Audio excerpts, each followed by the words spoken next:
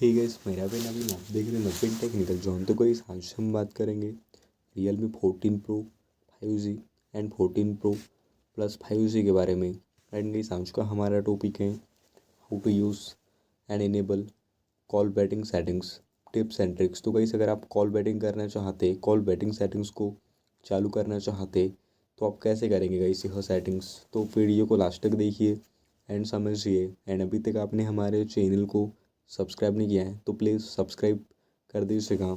तो गाइस आप settings open कर दीजिएगा एंड मोबाइल नेटवर्क पे जाइएगा। तो आपको नीचे में कॉल सेटिंग्स के ऑप्शन पे क्लिक कर देना है एंड ऑपरेटर रिलेटेड सेटिंग्स के ऑप्शन पे जाना है।